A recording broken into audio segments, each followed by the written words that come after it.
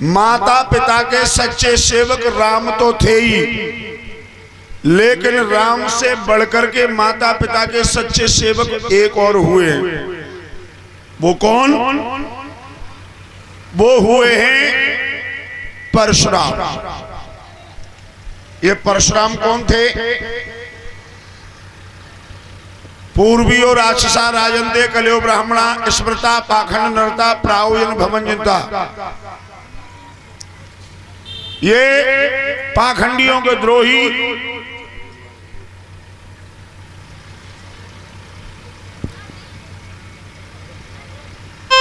राक्षसों के दुश्मन, योगी थे, बैरागी थे, धनुष चलाने में बड़े दक्ष थे।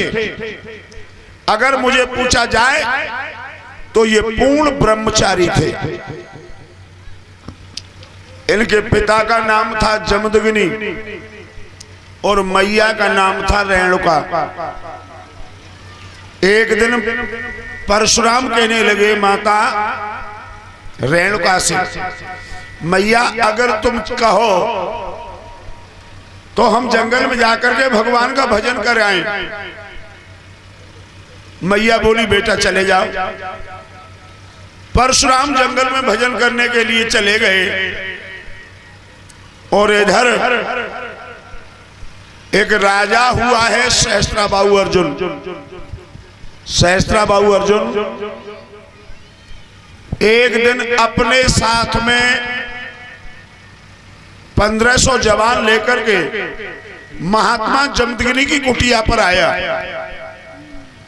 और एक बात और बता दे भाइयों,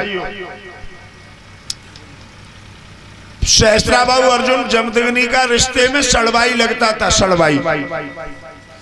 परशुराम की मैया रेणुका की बहन सत्यवती उसके लिए भी आई थी। सहस्त्राबाहु अर्जुन 1500 जवान लेकर के महात्मा की कुटी पर आया और आकर के महात्मा जी से बोला है। महात्मा जी के चरणों में सहस्त्राबाहु अर्जुन का प्रणाम स्वीकार हो। प्रसन्न रहो भैया, प्रसन्न रहो। आज तो बड़े दिन बाद याद आई है। याद का आई महाराज? हाँ, याद तो हर श्वास पर आती है, लेकिन कभी कभी श्वास अटक जाती है।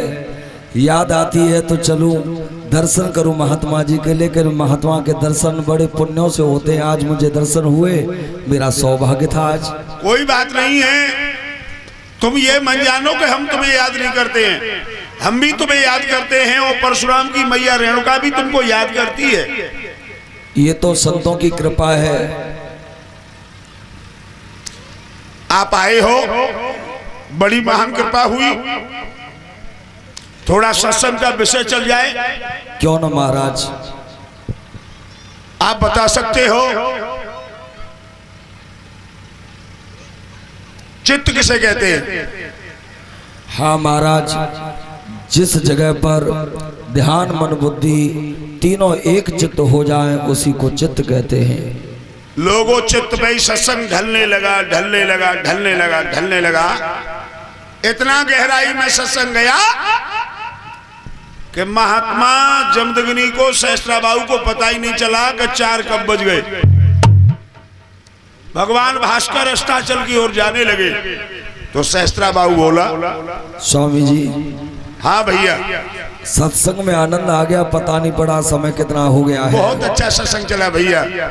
अब एक काम करो, हमें आदेश कर दो, हम अपने घर जाएं, बहुत समय व्यतीत हो गया है। देखो भैया, हाँ दिन में तो सत्संग चलाइए, बिल्कुल। और अभी आप परशुराम की मैया रेणुका से भी नहीं मिले हो। हाँ हाँ। अगर हमने आपको यहाँ से ही विदा कर दिया तो परशुराम की मैया रेणुका हमसे कहेगी कि जीजा जी आए, उनको बाहर से बाहर ही विदा कर दिया जी। एक काम करो, दिन में सत्संग हुआ, रात में भी सत्संग करेंगे, शाम को कुटी में भोजन करने के लिए जाना, उनसे बातें करना। कछु अपने मन की कहे आइयो, कछु उनहु के पेट के बहू के ले आइयो। वो तो आपकी बात सही है महाराज, लेकिन समस्या इस बात की, हम रुक तो जाएं, चिंता इस बात की है कि हमारे पास में काफी फौज भी है, लंबे चौड़े जवान बैठे हुए हैं, हमारे आपके बगल में बैठे हुए हैं। ऐसे खाने वालों को हम कहाँ से खिलाएंगे। आपकी कुटिया पर मुझे 4 दाने दिखाई नहीं दे रहे हैं, यहाँ से व्यवस्था कैसे बन पाएगी महाराज, कैसे रुकूं मैं। कोई बात नहीं महाराज, आप राजा हो, लेकिन हमारे बगल में बैठे हो या आसपास बैठे हो, खाने की व्यवस्था सबकी परमात्मा करेगा, कोई बात नहीं। महाराज भूख लगी है, ऐसे भोजन भट्टों को साथ लेकर के मन चला करो। कभी कभी का जो हजमी गोली खाए के आवत हुआ लोगों, महाराज जमदग्नि के आश्रम पे सहस्त्राबाहु अर्जुन अपनी फौज को लेकर रुक गया। जमदग्नि के पास में एक कामधेनु गाय थी, कामधेनु गाय, जिसको परशुराम देवराज इंद्र पे से मंगनी में ले आए। तो जिसने कहा दाल फुल्का तो दाल फुल्का, जिसने कहा कड़ी चावल सो कड़ी चावल, जिसने कहा रोटी पूड़ी सब्जी दही बूरो लड्डू पेड़ा इमरती बालूशाही, जो जाने मांगो गैया ने सोई खबाओ। पूरी फौज भोजन खा करके निवृत्त हो गई। अब तो सहस्त्राबाहु की नीयत खराब होगी। सहस्त्राबाहु बोला करके, महाराज हाँ राजन, भोजन कर लिया सबने? पेट भर गया चकाचक, बिल्कुल डकार आ रही है खट्टी बेटी से, बताओ। और ये भोजन भट्ट भरे के ना भरे? अब भरे को होगा जित ना के जिल से तो जीवन भर ना भरे जाए रहे। फिर भी हाँ, जहाँ तक है आपकी गाय के जो सेवा की है, गाय ने जो हमें भोजन सामग्री दी है, उससे आनंद आ गया। भोजन तो आनंद आया ही, लेकिन आपकी इस गाय से ज्यादा आनंद आ गया है। आपका मतलब क्या है? मतलब ये है महाराज, आप महात्मा हो, आपका अंधे हो? नहीं, अब जो है सो है, दिख रहे हैं तुम्हें। हम तो महात्मा ही हैं, और कौन है? हम अन्य तो नहीं है। हम एक संकेत करना चाहते हैं। क्या? एक संत को चाहिए कि ज्यादा धन इकट्ठा करना अच्छा नहीं होता है ना। और मैं राजा हूँ, एक आप महात्मा हो, इस गाय का आप क्या करोगे? मेरे पास में काफी सेना हर वक्त दिन रात रहती है। इस गाय से मेरे राज्य का राजकोष चलता रहेगा, जीविका चलती रहेगी, इसलिए आप इस गाय को मुझे दे दीजिए। राजा साहब, हाँ, ये बात तो अच्छी नहीं है कि किसी घर में जाओ, बाकी भैंसिया अच्छी लगे खोल के चल दो। क्या मतलब? आप, ये गाय मेरी नहीं है, हाँ, मेरा बेटा परशुराम देवराज इंद्र पे से मंगनी में लाया है। अगर तुम्हें गाय चाहिए तो देवराज इंद्र से जाकर के मांग लो। हम देवराज इंद्र और परशुराम किसी को नहीं मानते हैं, सिर्फ हम सहस्त्रबाहु अर्जुन हैं। और गाय को अगर राजी से आपने नहीं दिया तो जानते हो मैं क्या कर सकता हूँ? ए महात्मा, अगर 2 मिनट में घड़ी हो जाएगी। इन मंत्रियों को समझा, आप अभी बैठ जाओ, मैं काफी हूँ। 2 मिनट में जंतरी खोल दूंगा। बूढ़ा महात्मा के लिए मैं अकेला काफी हूँ, तुम क्यों चिल्ला रहे हो? बैठो यहाँ, चुपचाप गाय दे दो। गाय को चुपचाप दे दीजिए आप, अगर अपनी भला चाहते हो तो, अन्यथा और धोने से नहीं मिलोगे मंच पे, कहाँ हो कहाँ नहीं हो। राजा साहब, हाँ, बूढ़े ब्राह्मण पे अपनी जवानी का जौहर मन दिखाइए। तो बूढ़े को थोड़ा संभल करके बात करना चाहिए कि जवान बेटा के आगे, जवान पुरुष के आगे थोड़ा हल्के से काम लेना चाहिए। इतनी बुढ़ापे में इतनी जवानी क्यों दिखा रहे हो आप? और है पापी अंधेर न करी, ये सृष्टि नहीं अंधेरी है। फंस गई भंवर में नाव तेरी, ये काल घड़ी की देरी है।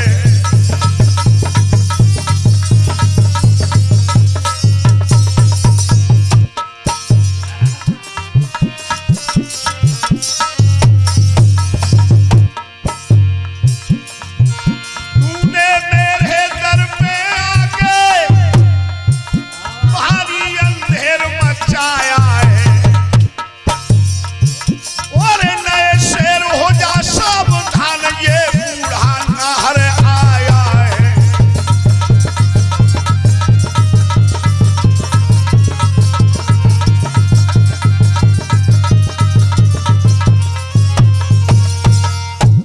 सहस्त्रबाहु, हाँ महाराज, अगर अपनी जवानी का जौहर दिखाना चाहते हो तो आप बूढ़े को देख करके कभी उसके ऊपर प्रहार करने की कोशिश मत करना।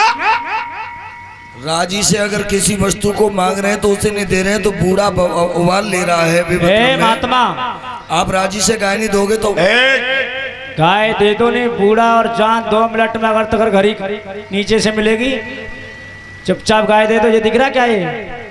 न तुम रहोगे न तुम्हारी गाय रहेगी। क्यों? इसमें कितने डलते हैं? इसमें 36 डालता हूँ, 32 निकलते हैं।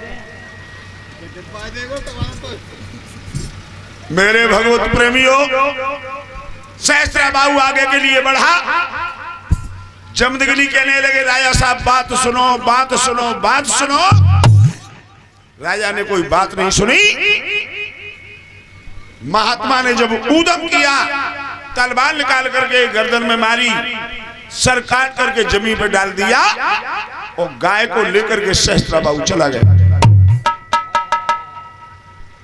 जब जमदग्नि का सर कटा और गाय लेकर के सहस्त्रबाहु चला गया है, तो मैया रेणुका रोने लगी।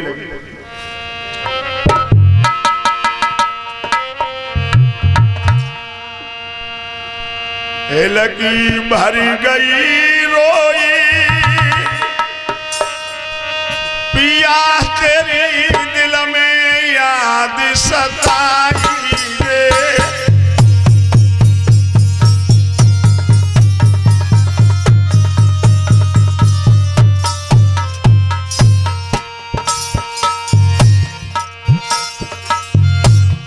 होनहार बलवान नाथ करता ने कहा बनाई रे।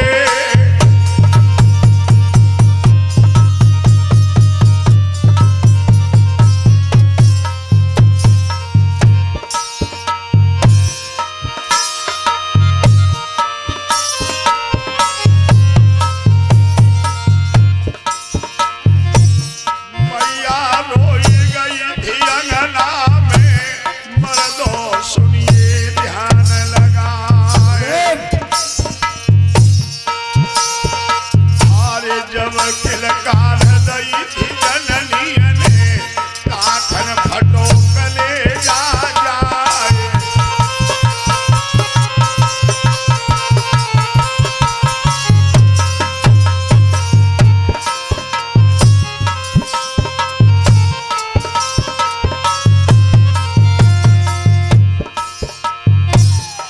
लगी भर गई धीरे मैया की, बेटा को नाम ले रही है बुलाए।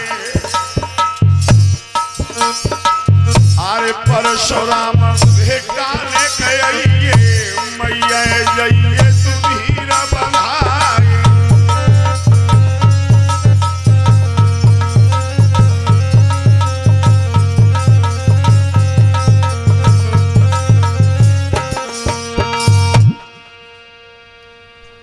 आज मैया रेणुका ने जब अपने पति के सिर को कटा हुआ देखा तो बिलक बिलक के रोने लगी और कहने लगी, बेटा परशुराम तू जहां भी हो आकर के अपनी मैया को देख, अपने पिता को देख।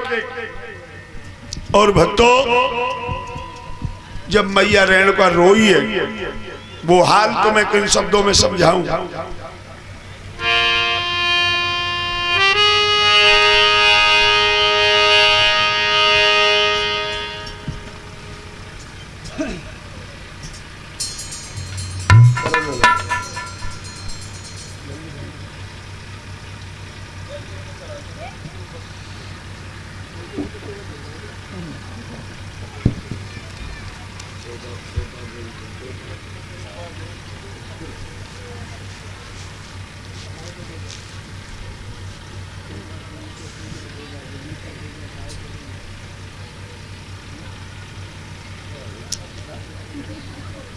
और ये सुनील बाबू हैं,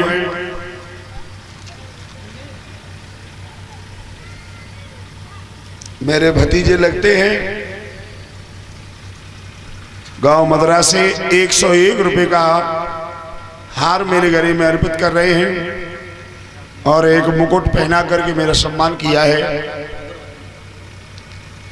और ये वीडियो का काम भी कर रहे हैं यहाँ पर। अभी यादव स्टूडियो आगरा, जिसके प्रोपराइटर हैं अजय यादव, उन्हीं का साथ निभाने के लिए आए हैं। वीडियो बना करके आप लोगों की सूरत सारे विश्व को दिखाना चाहते हैं।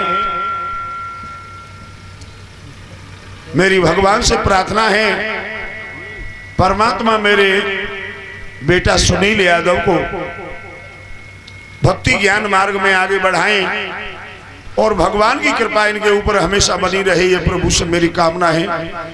बोलो गोविंद भगवान की।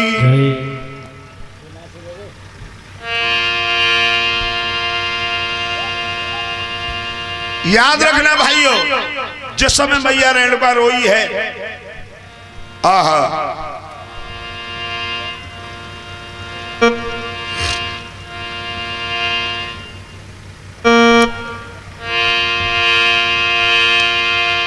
उस समय का दुख मैं तुम्हें किन शब्दों में सराहूं?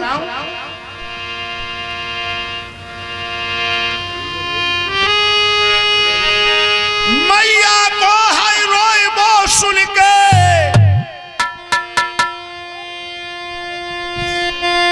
टूटी समाधि भृगुनंदन की, सड़ही भर में झनकार उठी उस जगह वहां भृगुनंदन की।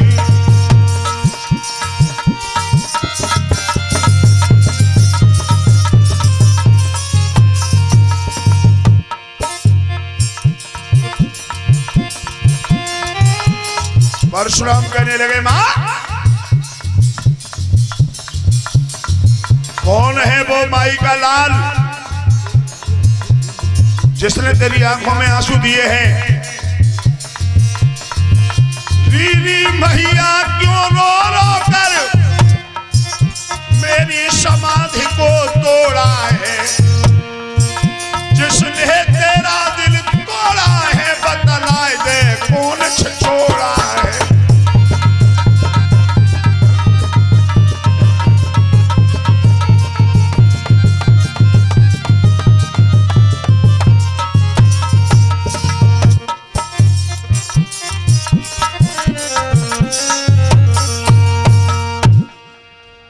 परशुराम कहने लगे, मां कौन है वो जिसने तेरी आंखों में आंसू दिए हैं? माता पिता की सेवा को छोड़ करके जिस बच्चे के अंदर तपस्या की बू है, ऐसे बच्चे के नियम संयम पर मेरी थू है। परशुराम ने थूक दिया। बोल मां उसका नाम। रेणुका कहने लगी, बेटा और कोई नहीं, सहस्त्रा बाबू अर्जुन आया, तेरे पिता को मार करके गाय को लेकर के चला गया। परशुराम कहने लगे, मां तो एक बात मेरी भी सुन लो।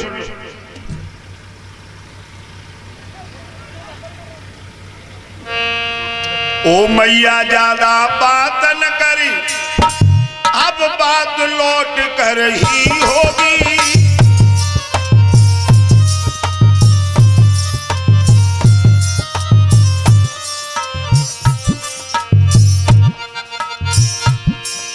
ओ मैया ज्यादा बात न करी, अब बात लौट कर ही होगी। या धरती पे छतरी होंगे या विप्रों की धरती होगी।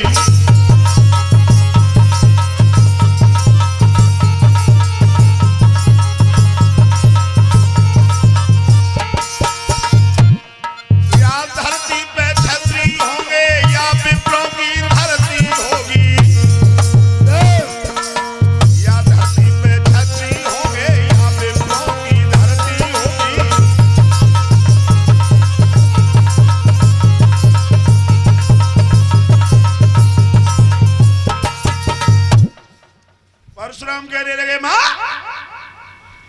रोने की जरूरत नहीं है, अब बात लौट करके ही होगी। या तो इस धरती पे छत्री छत्री होंगे, नहीं तो सारी धरती ब्राह्मणों को दान कर दूंगा।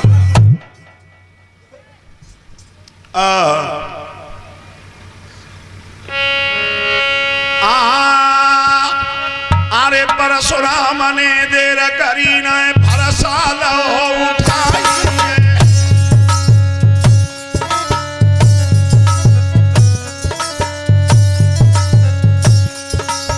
अरे परशुराम ने देर करी न भरसा लो उठाई और निज जननी को ध्यान धरो तब मैया नहीं मनाई है।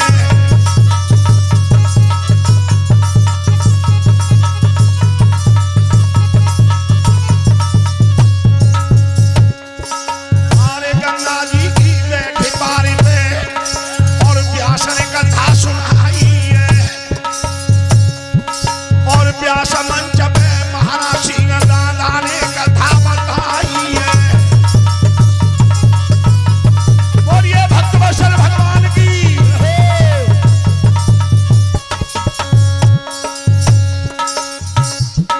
अरे होनहार को मिटे भैया जो विधि ने लिखी बनाई है और परशुराम ने देर करी नाय तेरी पे करी चढ़ाई है।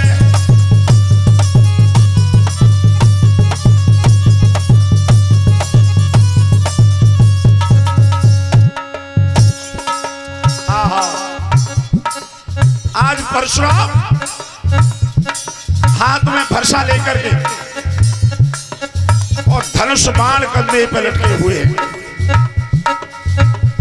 सहस्त्रा बाबू अर्जुन को जाके ललकारा, ए सहस्त्रा बाबू, बूढ़े ब्राह्मण पे अपनी जवानी का जौहर क्या दिखाया तूने? अगर हिम्मत है तो सामने आकर के बात कर।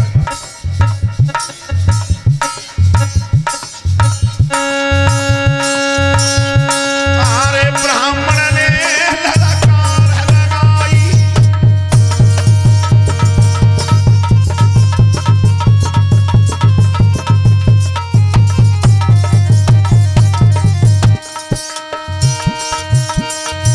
अरे ब्राह्मण ने ललकार लगाई और दाखन धरा गई अकुराई।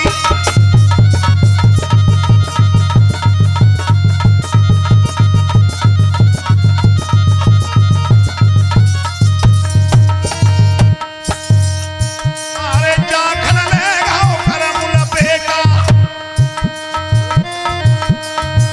और लड़ी रहो जम लगी को बेटा।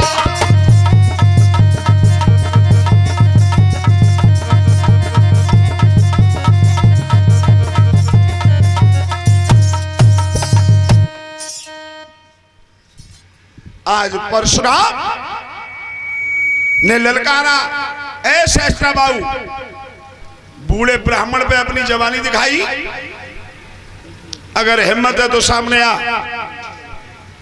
और भक्तों, ये परशुराम अकेले होकर सहस्त्रा बाबू की 23 अक्षौणी सेना से भिड़ गए और थोड़ी देर लगी, जितने धान थे वो कूट के रख दिए, जितने धान थे वो कूट दिए परशुराम ने। और सहस्त्रा बाबू की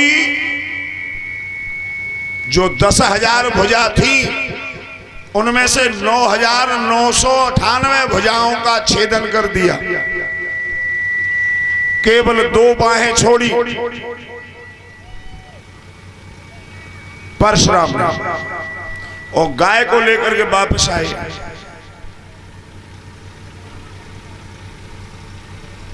ऐसे थे परशुराम, जाति से ब्राह्मण थे लेकिन कर्म से क्षत्रिय थे। और एक बात बताऊं भैया,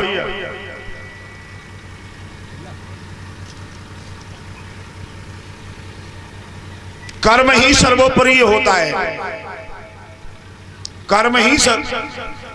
एक बुढ़िया रहे राजस्थान में, बाड़मेर जिले में।